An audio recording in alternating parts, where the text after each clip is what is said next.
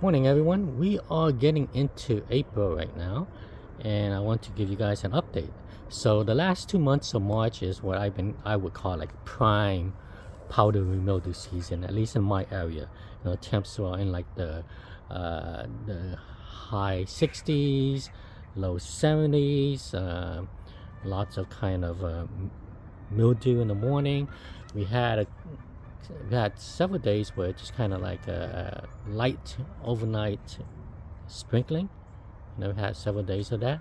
So I kind of mentioned to you guys I am not growing or spraying anything this year with the intention of keeping fruits. That's gonna be for next year, but I did want to show you guys an update on the varieties, like what has like insane powdery mildew, what has issue with the fungal, what kind of fruits set on its own. Because after this video I will be spraying everything down. I did spray a few trees to get some fruit set, and I'll show you which trees those are, and I'll mention it. If I didn't mention if I sprayed or not, I didn't spray. So this just kind of show you guys how everything looks like with the fungal issue, with anything I've set fruit. And then after this I'm spraying, and the reason why I'm spraying right now, and it's pretty much too late for most of blooms, but I am spraying right now not for the intention of keeping fruits, but I don't want powdery mildew to start spreading when I get new growth. So when I get new vegetative growth, because all these kind of powdery mildew on these panicles still there, I don't want it to affect any of the new growth in terms of like causing those leaves to have powdery mildew. Okay, and again, I don't intend to start removing these blooms until the nighttime temps get into 60s. I'm guessing it's going to be maybe May for that to happen this year, so we'll see what happens. Let's kind of start off. Here's the Loris.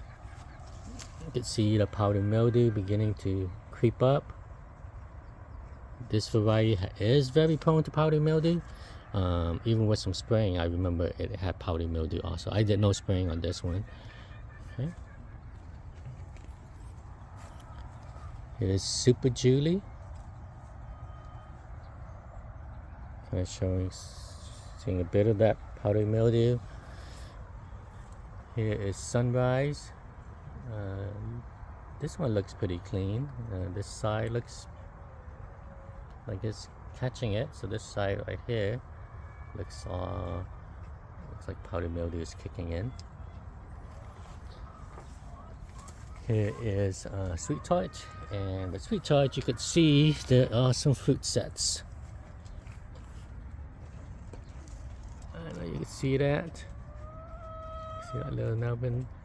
My guess, and what has happened in the last several years, is that it's just been producing these little tiny nubbin fruitlets.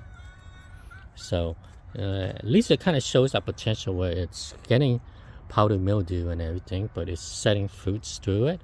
Lots of those seems to handle spraying really well. You spray it, you tend to get more kind of full-size fruit. So not to spray too often on those. Okay, here's the next tree. Harvest Moon, here it goes, very powdery mildew prone. Here is Alfonso. That just looks really just horrible. Very, very icky. Let's see. And here is Safida Luck now. It's beginning to push bloom. It started pushing bloom the last couple of weeks, but you can see the powdery mildew kicking in on it. So last year this one didn't bloom for me, so this is the first year it's blooming, and it's blooming a lot later than everything else. Here's Brian's pretty amazing peach cobbler ceiling. You see some of the powdery mildew, but looks pretty resistant so far. Here is my California Remit. Very fungal resistant variety. Fruits are a bit more on the fiber side, large 6-inch fruits. So I'm not sure if this is going to be producing any kind of nubbins or full-size fruit. I do get quite a bit of nubbins from this if I don't do spraying. So look at all that fruit sets on this one, and barely any sign of kind of fungal issues, but that's just variety. It's very disease resistant. Okay, Valkyrie looks pretty clean. Don't look like anything set fruit, but pretty clean.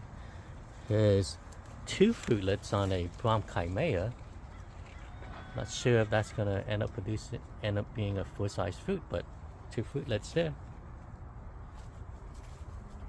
And look at the fruitlets on this one. This one is Jin Huang, Cat Saigon. They are large fruits. I have not had the large fruits yet. I've been getting nubbins from this, but they are pretty good sized nubbins. Their nubbins are like the size of like a small Atafu store-bought mango. So lots of fruitlets on this. This variety does seem pretty disease resistant in terms of producing nubbins, but the growth pattern has been kind of, they grow these very large stems, but then they tend to kind of just flush very fewly. So here's ambrosia, nothing much going on there. Doesn't look like the strong disease, but nothing really set. And here's a Juliet. Look at Juliet. Look at all those little female flowers.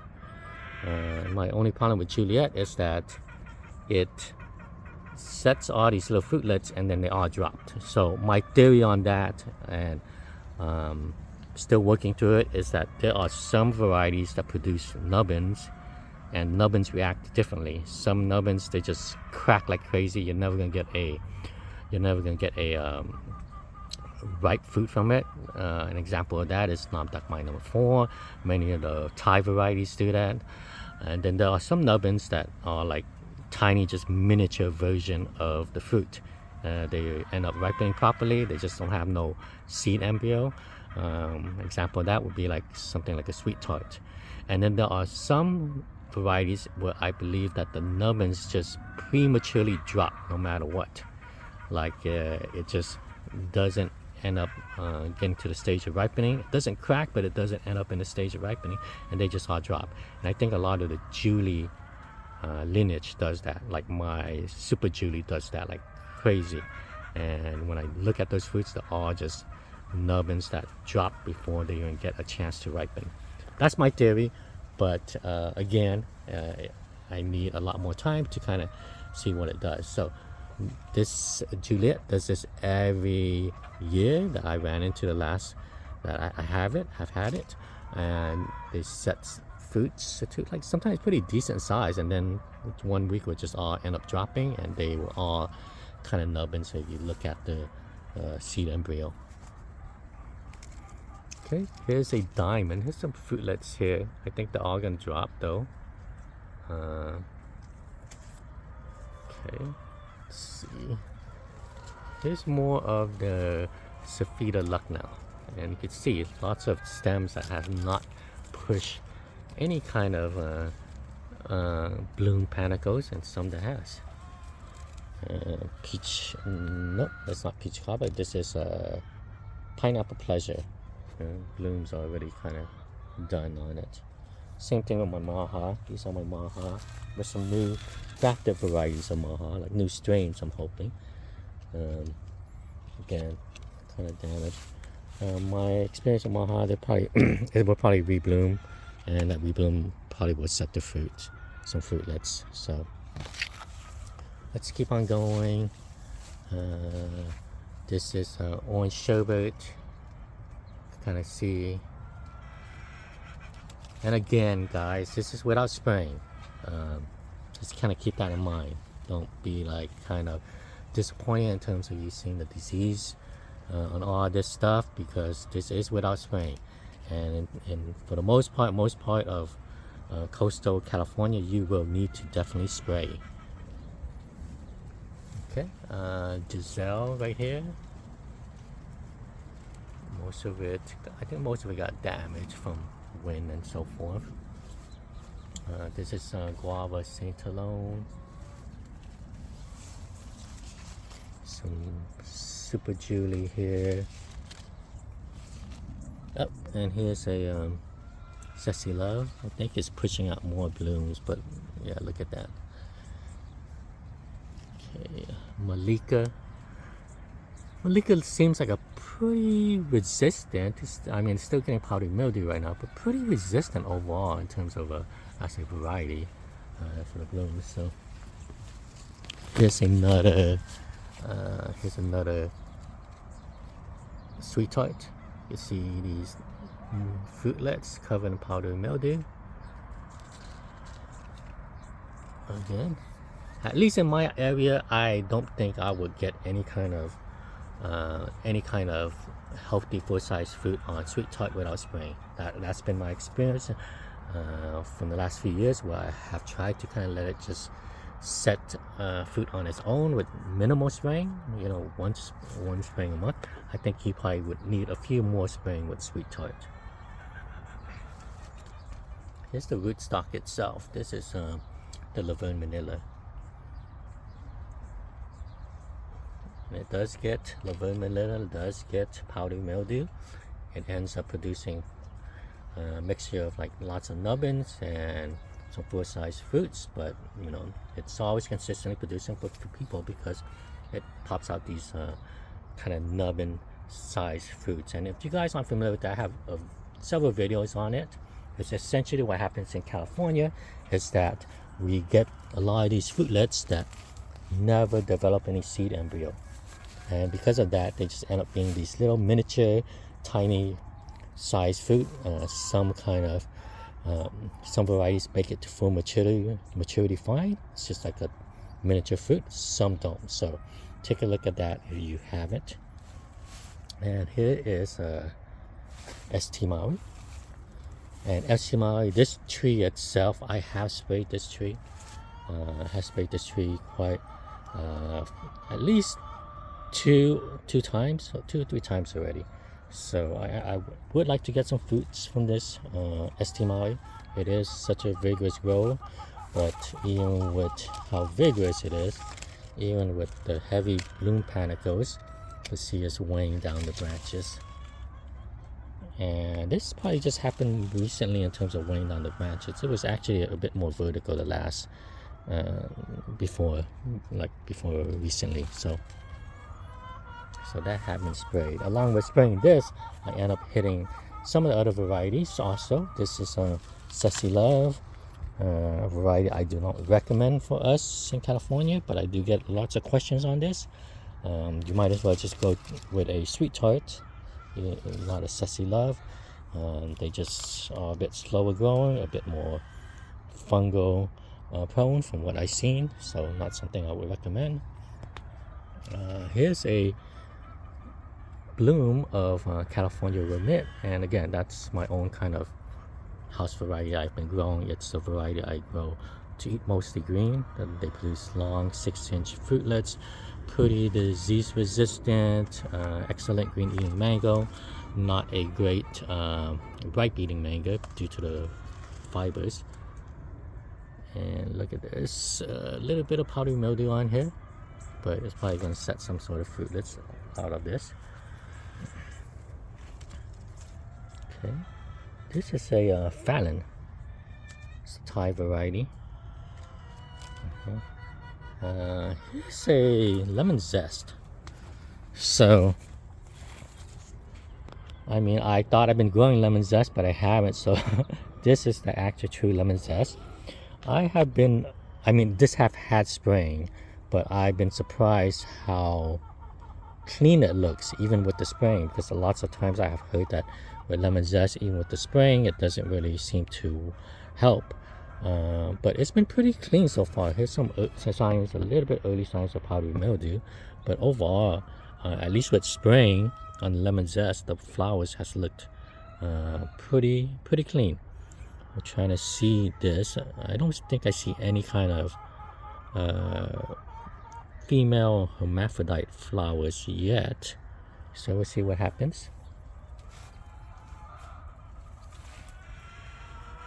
And here's another California romit, and with this you could already see lots of see that little green speck of dots. That's a female or hermaphrodite flower.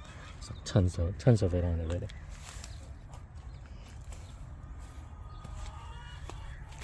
Okay, here's the next tree. This tree's leaning a bit. It's kind of out of balance, out of shape a little bit.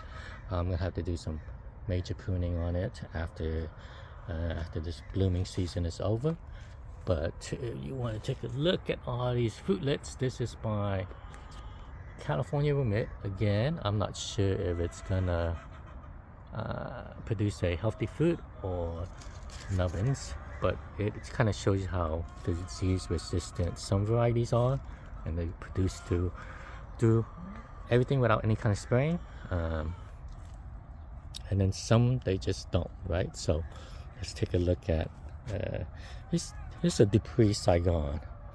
Looks pretty clean so far. I mean, there's definitely powdery mildew and issues on it, but it's not heavy or anything like that. Pretty mild.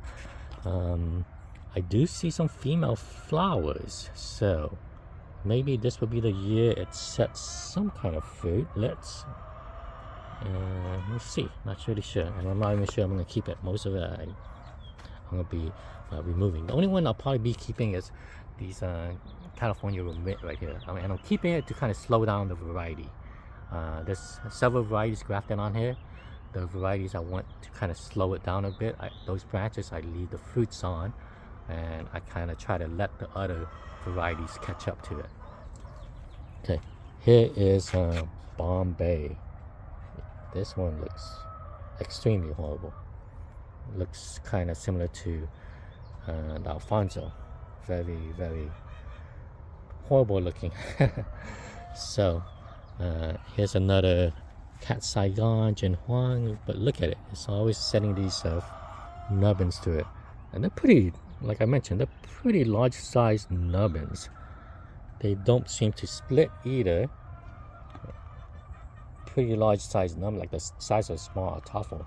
Because I imagine when it's a healthy fruit, they're like a huge heavy mango. Okay, there's a few other varieties here, not kind of worth mentioning or anything like that. So let's keep on going. Okay, this is a CAC and Super Julie that makes up most of this tree.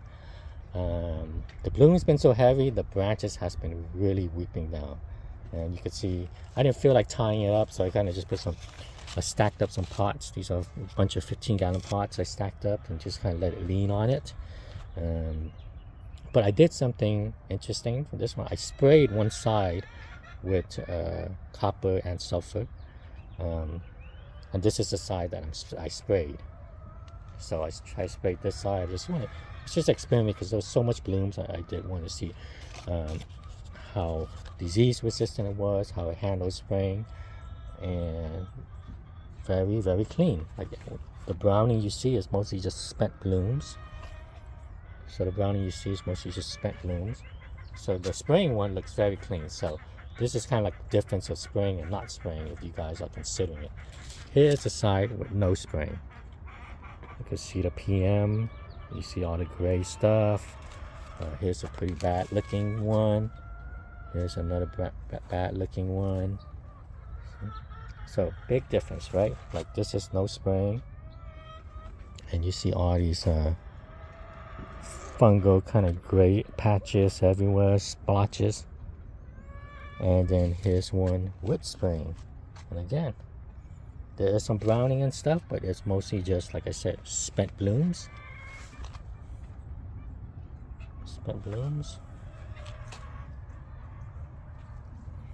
So big difference, right? Like you can just see right away, even just like the ones next to it that didn't spray, how powdery mildew it is. Okay, so just for you guys to show you guys how much of a difference it makes. It makes a pretty big difference. Okay, here's some Super Julie. Super Julie always has these really nice pinkish blooms. They're pretty flowers. Here is cotton candy. Cotton candy. Lots of I always get lots and lots of female flowers on cotton candy, you know, and they always end up setting fruitlets, but the fruitlets drop. So I think cotton candy, again, I theorize, might fall into that bucket of category where the nubbins just don't hold, they just drop. Okay. Next up, here's Florigon. Florigon. Looks like it's getting hit by powdery mildew. Okay, here's a gram that's beginning to push some buds. They haven't really opened up yet. Let's see, some peach cobblers right here. Peach cobblers. And some more California vermit. And I have a video on that if you guys are interested in it. I talk about it quite a few. It's nothing special, but it's a variety I grow just for disease resistant and eating green. As a ripe fruit, it's nothing that amazing due to the high fiber content. Okay guys, well that's an update. After this video, I am going to be spraying everything down with copper and sulfur. Again, I don't want any of the new growth like this, some of these new growth, to get plastered with powdery mildew, and that's what I'm doing. I'm trying to keep the powdery mildew from spreading. But again, this is the last year I'm going to be doing this, where it's like a no spray, hands off, to see what happens. And part of that is I wanted to see what happens with the varieties with the no spray. And another part of that is because I did not intend to keep any fruits this year on pretty much most of the varieties, except for maybe that ST Maui tree. It was a good time to kind of just let it play out and see again what happens this year. And then it kind of helps me determine which varieties seems to have the ability to kind of at least set something to powdery mildew versus some varieties that just dries up and the blooms die due to powdery mildew. And with that, kind of gives me an idea which one's more fungal resistant and how much